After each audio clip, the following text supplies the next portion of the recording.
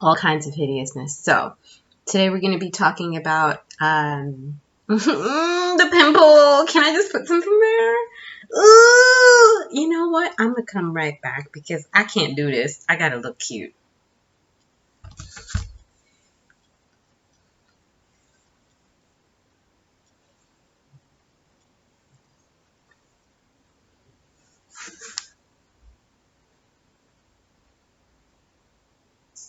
Like, that's a little better, right?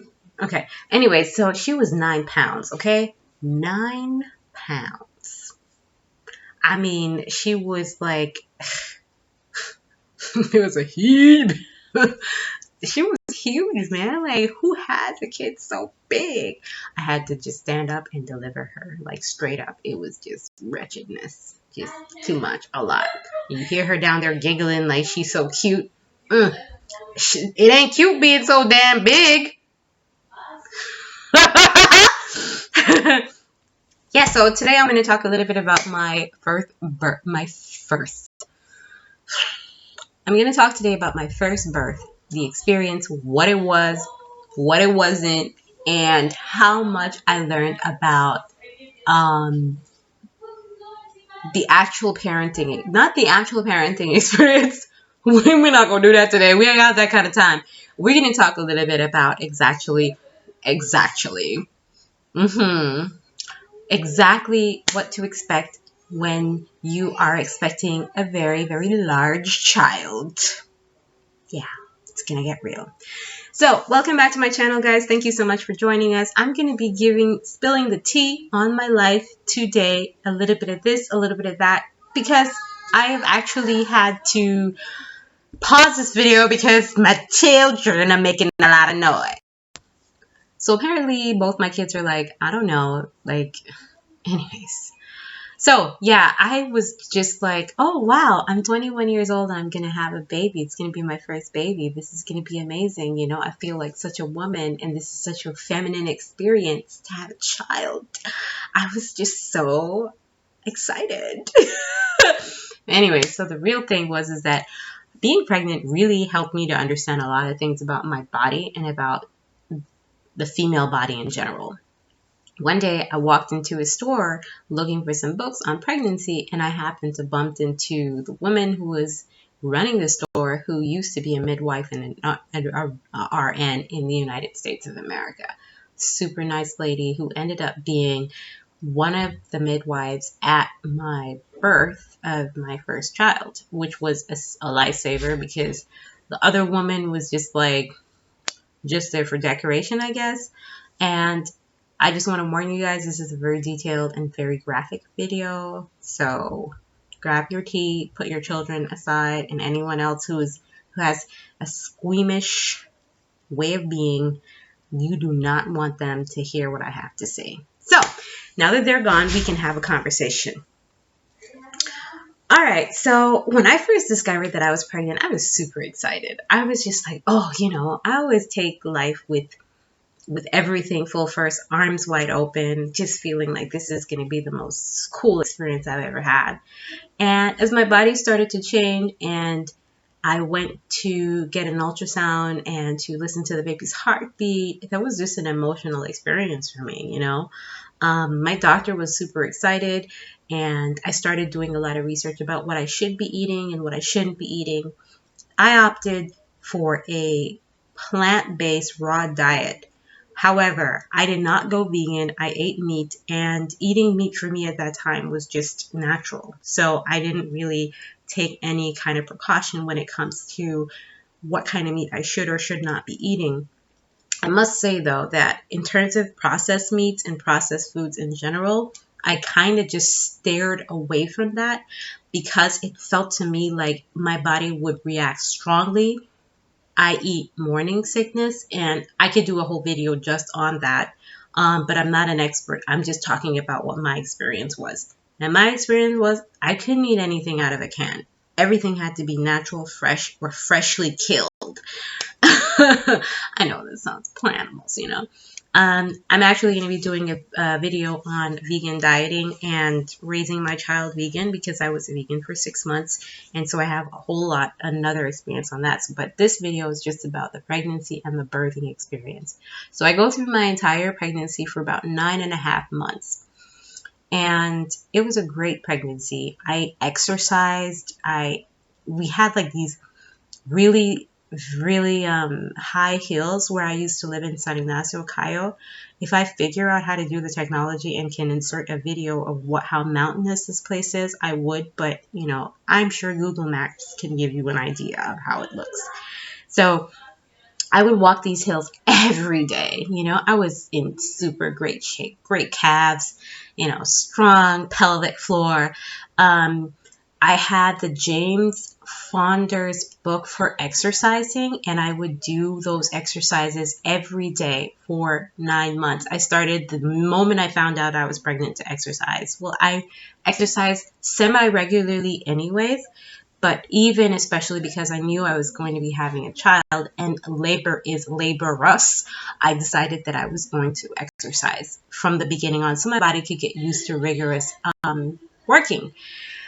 So I worked out with the James Fonder method and I ate a lot of raw food, you know, apricots, anything that my body was craving, like sweets or salts. I would look for the natural version of that so that I could actually be feeding my body what it needs, also while feeling what I was feeding what I was craving. I didn't really crave a lot of like junk food, like some people say they crave pickles or they crave a lot of ice cream. That was my second pregnancy, but that's going to be another video by itself. And so, you know, I was working out, I was walking them hills, man. And I befriended this midwife who was amazing and who gave me a lot of advice about some of the things that I did or did not want to do in my pregnancy.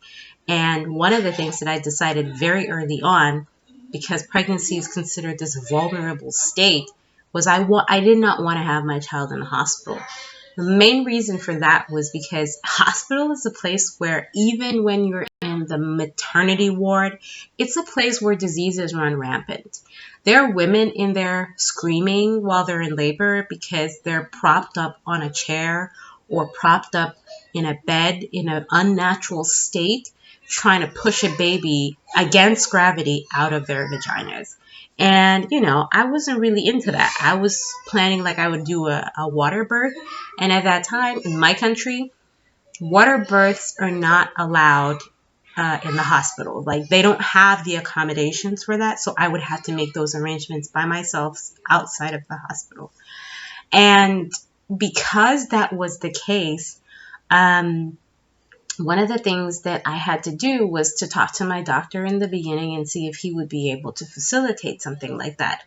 Y'all, he was excited. He was so excited about this. He was just like, you know, I just can't wait to do this with you. I've never done this before, and I've delivered 4,000 children. I was just like, whoa, that's a lot of kids. You got a lot of experience, man. And you ain't never done this before. It's like, well, you know, in El Salvador, we don't have so many types of things to do with this kind of thing. I'm just trying to give his accent, but I'm not really sure if I'm doing a great job.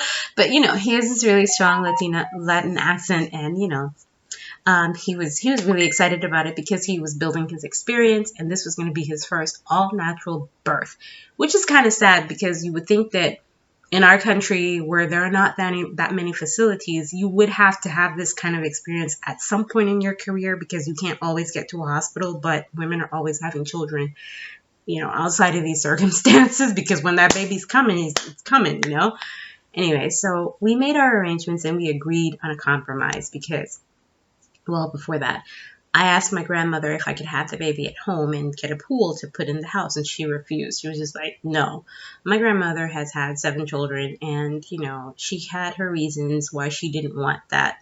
And it was mainly out of fear because of her experience. And so, and I'll talk about that another time, but just not in this video. what ended up happening was that we compromised that I wouldn't have the baby in the hospital because they wanted me to. My grandparents wanted me to, and I didn't want to. So they agreed that you can't have the baby at the house, and you don't have to have it at a hospital, but at least have your doctor there and have it in a place where medical facilities will be. So I was like, all right, that's fair. Let's do it that way. So I ended up having my daughter at my doctor's clinic. Wow, he was so excited. He was like running around getting everything ready and stuff.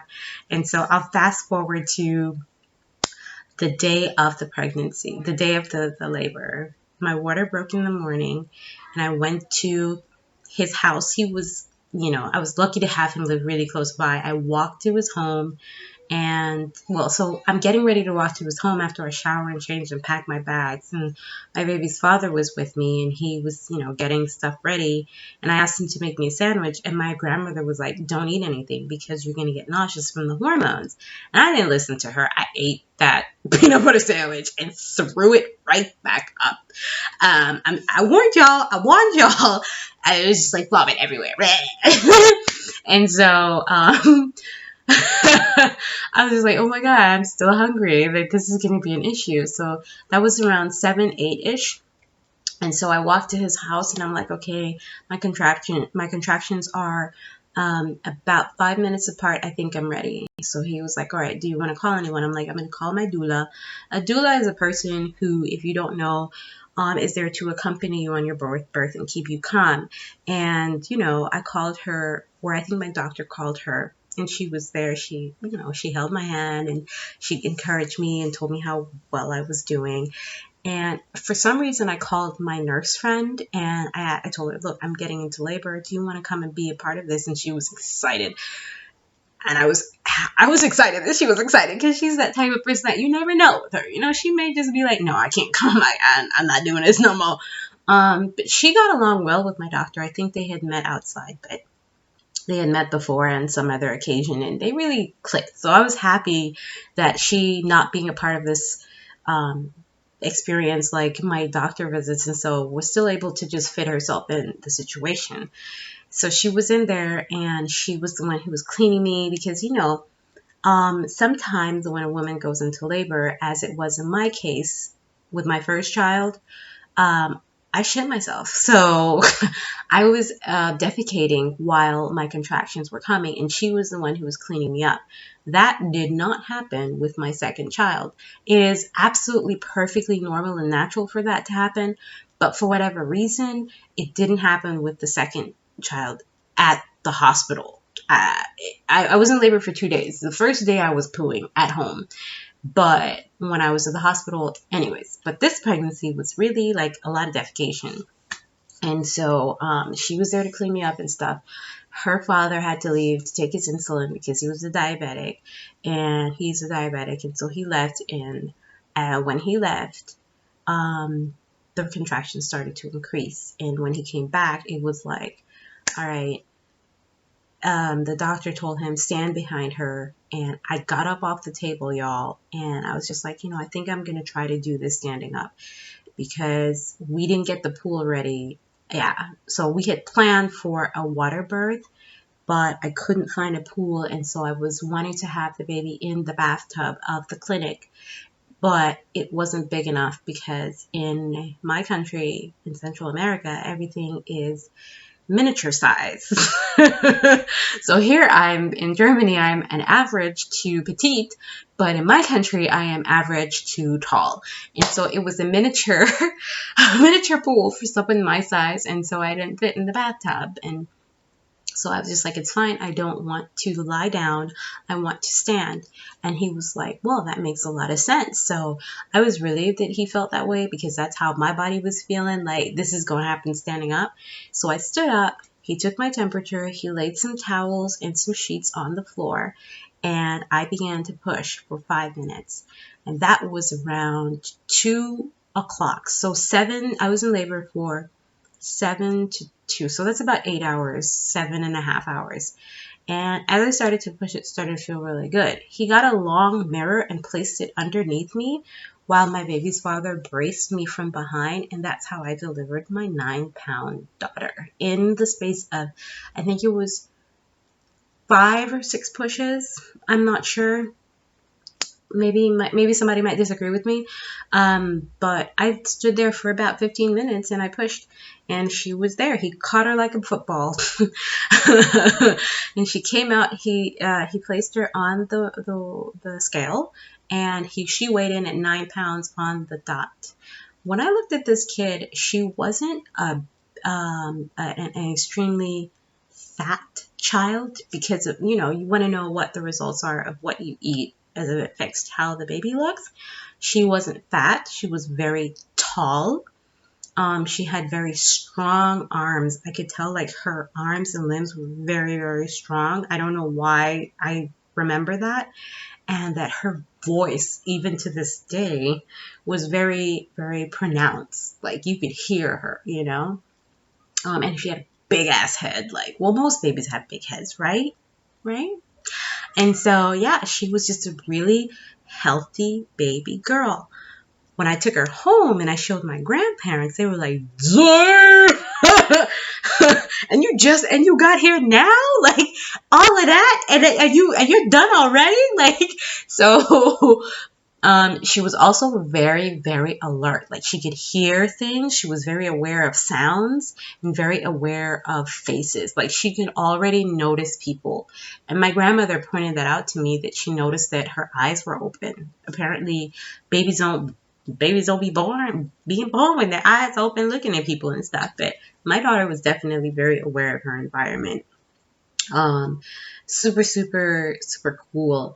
But I just remember, after I had that experience, I sat down, I put her on my chest. The doctor didn't clean her up. She didn't have any blood on her or anything, so she didn't really need cleaning up. They just kind of like wiped her down and gave her to me in a cloth. And I dressed her later on, and we took her home just like that. She did not take a bath for at least 3 days to a week. And when we finally gave her her first bath, I wish I could insert some photos of what she looked like. Her skin was so smooth that to this day, my daughter doesn't really need to use lotion. She never has dry skin, ever, ever. So anyway, so that was the birthing story. Yeah, after I had that 9-pound baby, I got up, got myself cleaned up, and walked. I did not walk home. I walked out of the doctor's office into a cab and went home. And that was one of the most beautiful experiences I've ever had in my whole life. Holding her for the first time, even going into labor and like feeling like I'm going to get to meet this new person in my life, made me feel like Christmas times 100. Like I was just so excited by the experience and so grateful for the experience. That made me feel so powerful and so amazing about myself and my abilities, especially the way I was delivering her, that this one of the most defining and proudful experiences I've had in my whole life. And I always refer back to that, especially when we have challenges. My daughter is now 15 years old, and she's going to be 16 this May. And I feel like that is one of the things that I refer back to as to how amazing life, women, and mothers are. So I hope that this experience has been useful for you. And please leave, like, and subscribe. And if you have any questions, please contact me. I am here for your advising pleasure. Bye.